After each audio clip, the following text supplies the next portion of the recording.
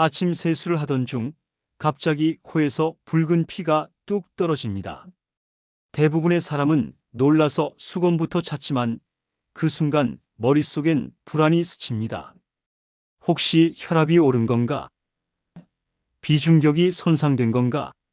특히 날씨가 건조한 계절 또는 시험 기간에 코피가 자주 나는 사람이라면 이 경험은 결코 낯설지 않죠. 하지만 코피는 단순히 코 점막이 약해서만 생기는 게 아닙니다. 몸의 균형, 혈관 건강, 생활 습관까지 우리 몸의 내면 신호가 코피라는 작은 경고로 나타나는 겁니다. 오늘은 단순한 피멍이 아닌 몸이 보내는 정직한 신호로서의 코피에 대해 근본적인 원인부터 올바른 대처와 예방까지 정리해 드리겠습니다. 코피의 의학적 명칭은 비출혈입니다. 전체 인구의 약 60%가 일생에 한 번 이상 경험하며 그중 90%는 코의 앞쪽 키셀바흐 부위에서 발생합니다.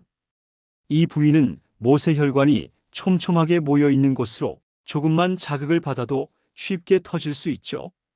그렇다면 왜 이곳이 이렇게 약할까요?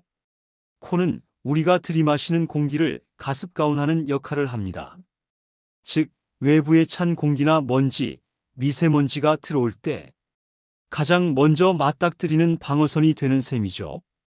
그 과정에서 점막이 건조해지고 혈관이 약해지면 작은 자극에도 코피가 나게 됩니다. 또 하나의 중요한 과학적 근거는 혈관 수축과 혈압 변화입니다. 스트레스나 과로로 교감신경이 과도하게 활성화되면 혈압이 순간적으로 상승하고 작은 혈관이 터질 수 있습니다. 특히 성장기 어린이와 사춘기 청소년은 모세혈관이 아직 안정적으로 자리 잡지 않아 코피가 잦은 이유이기도 하죠. 성인에게 나타나는 잦은 코피는 조금 다릅니다.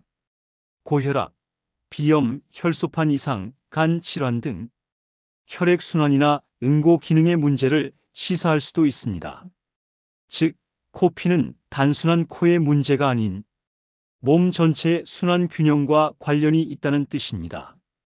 우리 몸의 혈관은 늘 일정한 압력의 균형을 유지해야 합니다. 이 균형이 깨지는 가장 흔한 이유는 건조함과 스트레스입니다. 먼저 건조함. 가을과 겨울철, 실내 난방이 시작되면 공기 중 습도는 급격히 낮아집니다. 코 점막은 외부 공기의 변화에 매우 민감하기 때문에 습도가 떨어지면 점막이 마르고 작은 상처가 생기기 쉽습니다. 다음은 스트레스입니다. 스트레스를 받으면 혈압이 오르고 교감신경이 긴장합니다.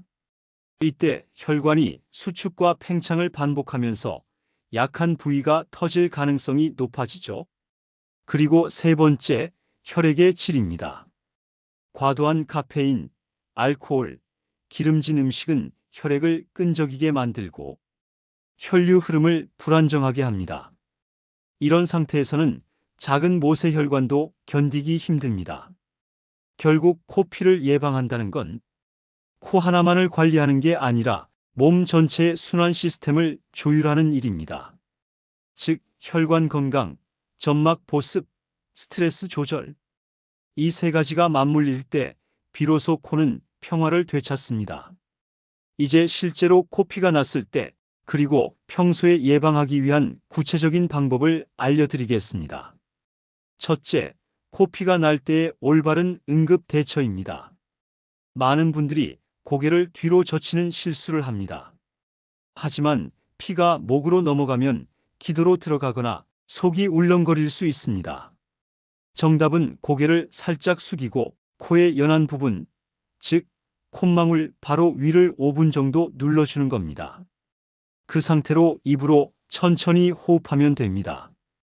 피가 멈춘 뒤엔 냉찜질을 해주면 혈관이 수축돼 다시 터질 가능성을 줄여줍니다. 둘째, 실내 습도 유지입니다. 가장 이상적인 습도는 50에서 60%. 가습기를 틀거나 젖은 수건을 걸어두는 것만으로도 코 점막의 건조를 예방할 수 있습니다. 셋째, 비강 세정과 보습. 생리식 염수 스프레이를 하루 한두 번 가볍게 분사하면 먼지와 자극물질을 씻어내고 점막을 촉촉하게 유지할 수 있습니다. 비타민 A, E가 풍부한 식품, 당근, 아보카도, 올리브유 등을 꾸준히 섭취하는 것도 도움이 됩니다. 넷째, 수분 섭취. 하루 6잔에서 8잔의 물을 꾸준히 마시면 혈액이 묽어지고 혈류순환이 개선되어 모세혈관 손상이 줄어듭니다. 다섯째, 생활습관 관리. 손가락으로 코를 후비는 습관은 반드시 고쳐야 합니다. 코 속의 상처가 반복적으로 자극되면 그 부위가 만성출혈점으로 남게 되죠. 코피가 한 번 났다고 모두 걱정할 필요는 없습니다. 하지만 다음과 같은 경우에는 반드시 진료가 필요합니다. 첫째, 일주일에 2번 이상 반복되는 경우. 둘째, 코피양이 많아 한 번에 멈추지 않는 경우. 셋째, 한쪽 코에서만 지속적으로 나는 경우. 넷째, 두통, 어지럼증, 멍이 쉽게 생기는 등 전신 증상이 동반될 때. 이런 경우는 단순 비출혈이 아니라 혈액질환, 혈압 문제 또는 비강내 종양의 초기 신호일 수도 있습니다. 특히 고혈압 환자나 항응고제를 복용 중인 분들은 코피가 심하게 날 수 있으므로 정기적인 혈압 관리와 약 복용 점검이 필수입니다. 코피는 우리 몸이 스스로 균형을 회복하려는 작은 경고입니다. 무심코 지나치기 쉬운 신호지만 그 속엔 몸의 건강 보고서가 담겨 있죠. 습도, 수면, 스트레스, 그리고 마음의 여유. 이 모든 것이 혈관을 안정시키고 작은 코의 평화를 지켜줍니다.